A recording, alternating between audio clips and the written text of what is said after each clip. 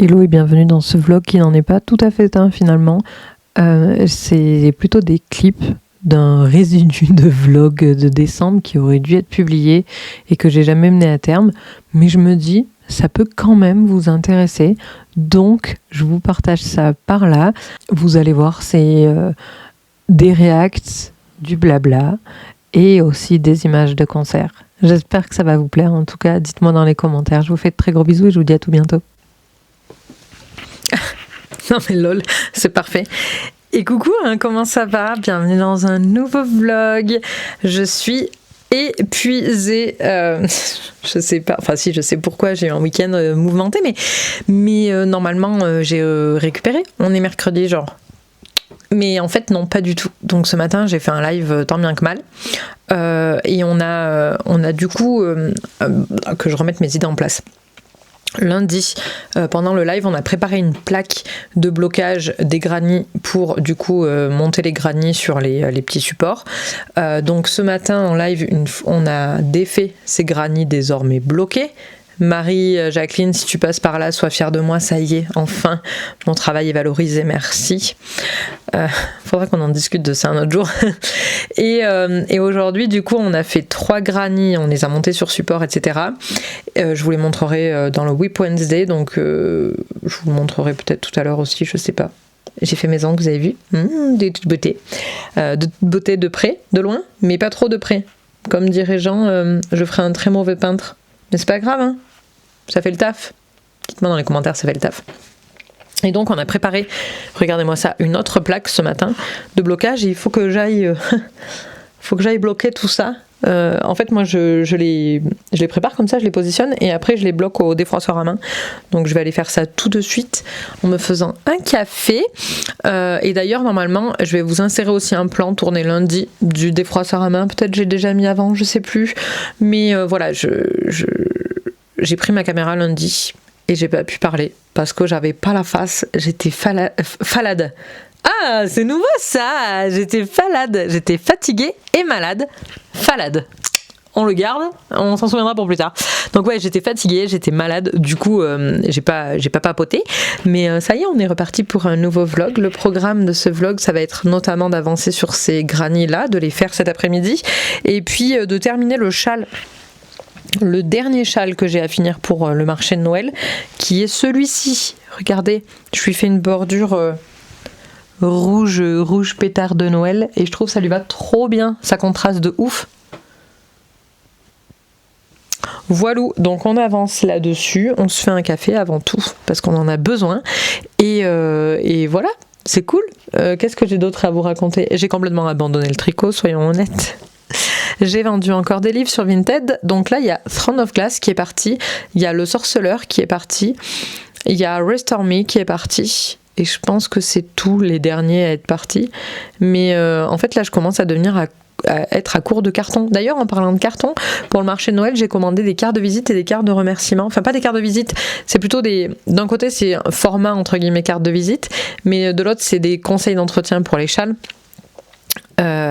Et aussi une étiquette de prix, donc en fait ça fait un peu tout, et après j'ai commandé des cartes de remerciement pour glisser dans les colis. J'ai pas encore acheté les emballages parce que ça coûte un bras sa mère mon gars, donc je sais pas trop exactement quel est le format que je vais choisir, et en fait j'ai tout mis dans mon panier sur Amazon et je voulais aussi aller comparer en boutique physique à Aurillac, mais j'y serai du coup demain, donc j'y étais hier mais j'ai pas eu le temps d'y aller, donc voilà, je vais faire ça.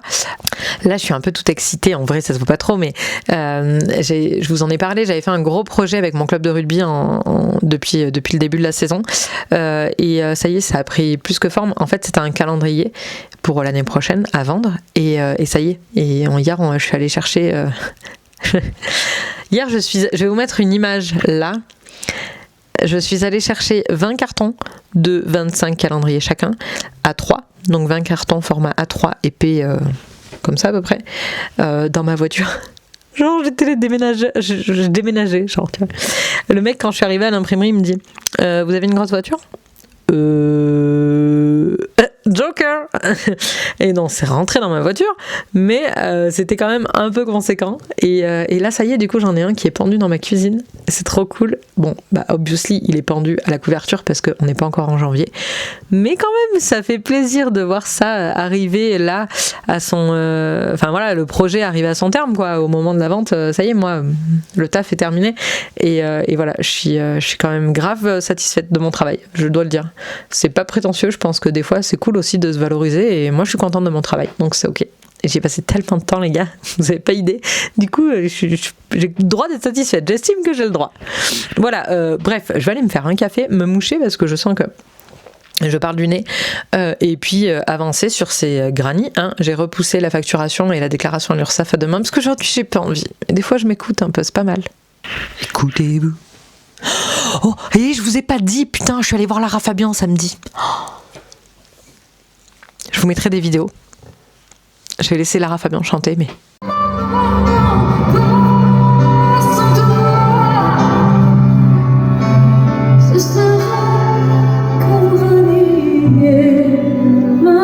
Alors, il faut savoir que initialement, je suis pas une grande fan de Lara Fabian. J'aime bien ses chansons, mais j'étais pas là à hurler dans la salle Lara on t'aime, quoi, comme certains le faisaient. Et je respecte, c'est ok, mais moi je ne suis pas aussi fan que ça. Mais c'est le concert qui m'a le plus marqué dans tous les concerts que j'ai vus de ma vie. La meuf, d'une bienveillance, d'une gentillesse avec le public, d'une douceur et une putain de puissance vocale. Franchement, j'ai acheté un t-shirt, les gars. J'ai jamais acheté de merchandising en concert. Et là, j'ai claqué 30 balles pour un t-shirt avec Lara Fabian dessus. Et je suis trop contente de l'avoir. Je redescends pas. Ce concert était fou. Franchement, c'était un truc de malade. J'ai adoré. Voilà. C'était trop cool.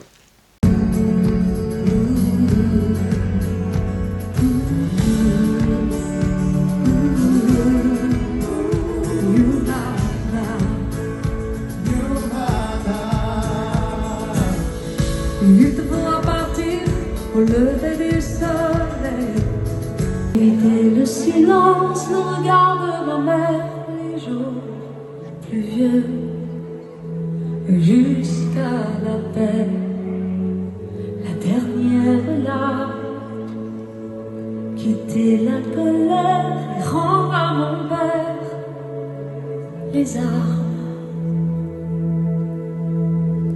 Je suis de toi. Je te porte en moi, bien qu'imparfait, c'est toi qui m'as fait et je te le dois. Je suis de toi, j'adore ton vraiment. J'ai fait de ce chagrin ma voix. Et salut, il serait peut-être temps qu'on fasse un petit point sur mon premier marché de Noël. Donc pour rappel, c'était quelle date déjà ? Le 20 décembre dernier. J'ai participé à mon premier marché de Noël, je me suis inscrite il y a 2-3 mois par là.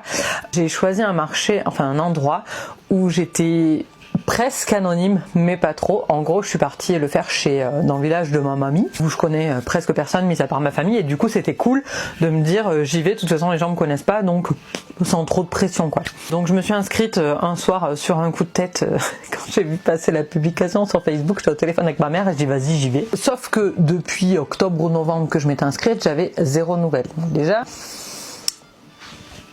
tracassé un peu.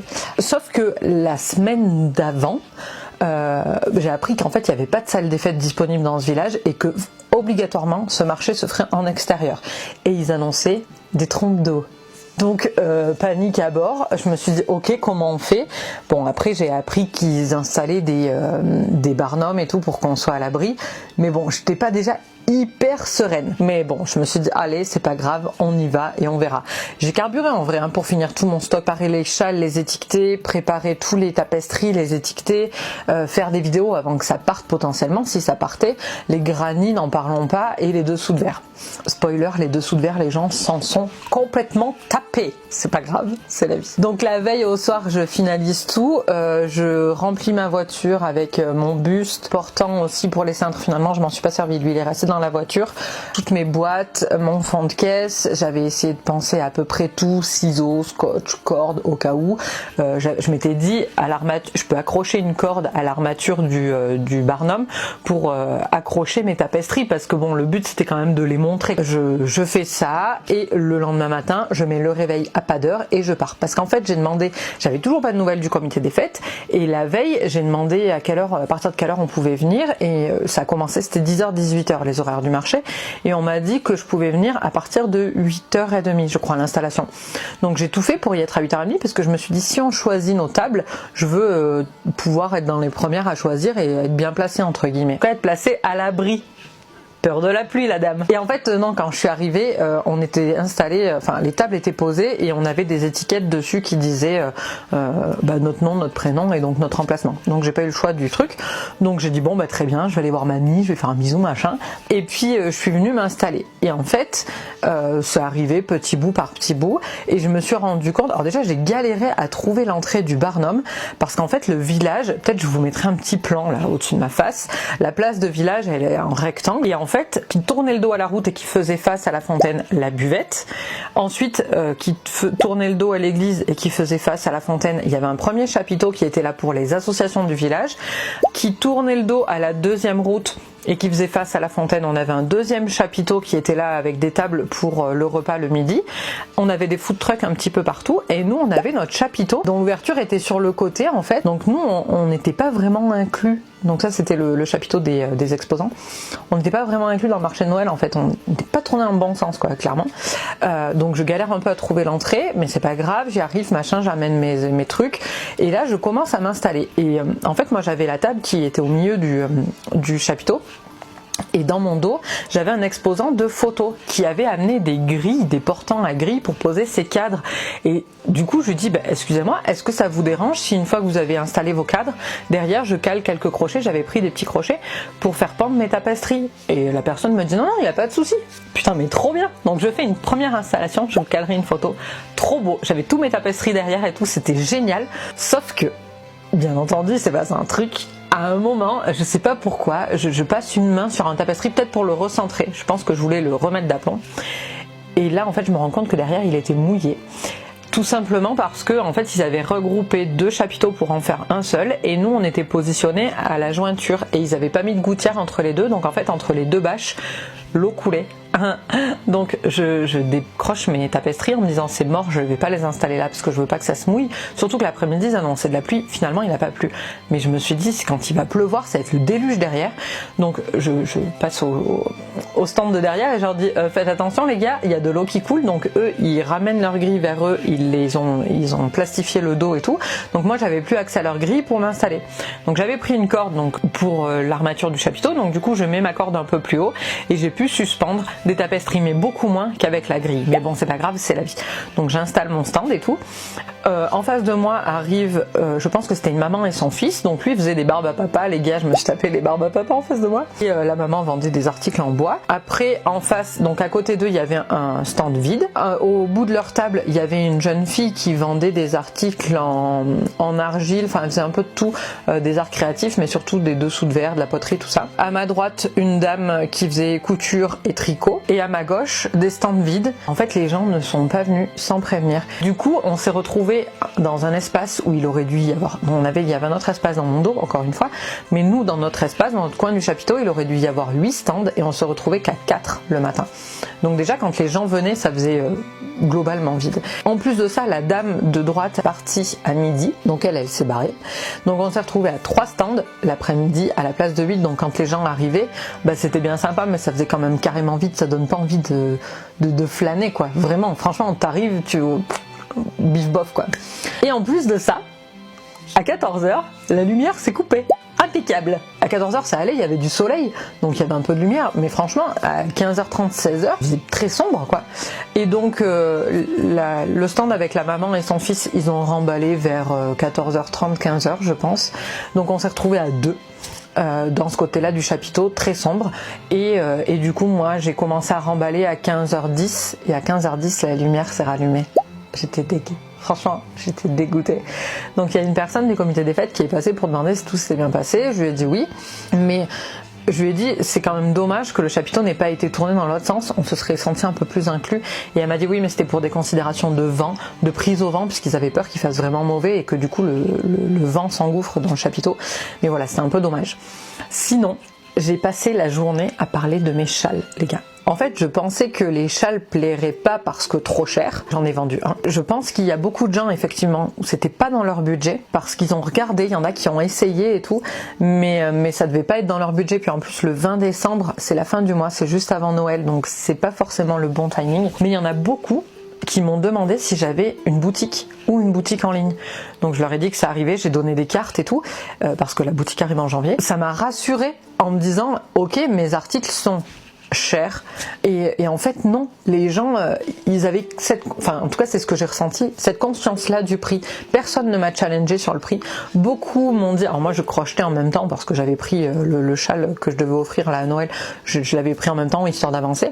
Beaucoup m'ont dit c'est vous qui faites tout. En fait ils ont l'habitude que maintenant sur les marchés de Noël les gens vendent aussi des trucs qu'ils achètent en dropshipping et qui revendent et que c'est nul, et donc ils m'ont dit c'est vous qui faites machin, on a parlé crochet, moi je tricote, moi je crochette, des jeunes comme des moins jeunes, c'était franchement trop cool. J'ai vu aussi beaucoup ma famille qui est passée me voir bien entendu, et comme je les vois pas souvent c'était cool aussi.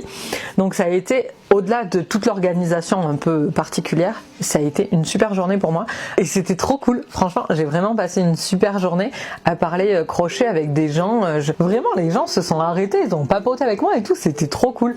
Donc en fait c'est une super première expérience. Je vais mettre l'accent sur les tapisseries parce que c'est ce que j'ai envie de faire en ce moment, et en plus de ça c'est ce qui a vraiment attiré l'œil, genre le champignon rouge là, vous savez le rouge et vert, les gens se sont arrêtés pour lui, vraiment. Il montrait, je les voyais faire, il montrait le champignon derrière moi et c'était trop cool, j'étais trop fière parce que franchement il est trop beau ce champipi. Et aussi le plateforme 9 3/4, celui-là il attire l'œil des fans d'Harry Potter bien entendu, mais ça a aidé les gens à s'arrêter en fait d'avoir ça. C'était trop cool, c'était une très bonne expérience, je regrette absolument pas. Et rendez-vous en janvier pour la boutique bien entendu. C'est donc l'heure de clôturer cet ensemble de clips vloguesques. J'espère en tout cas que ça vous a plu. Je vous dis à très vite en short sur TikTok, sur Twitch. Mais bien entendu, on va reprendre les vlogs cette année. Rendez-vous mercredi pour l'ouverture de la boutique. Ouais, ça y est, c'est parti.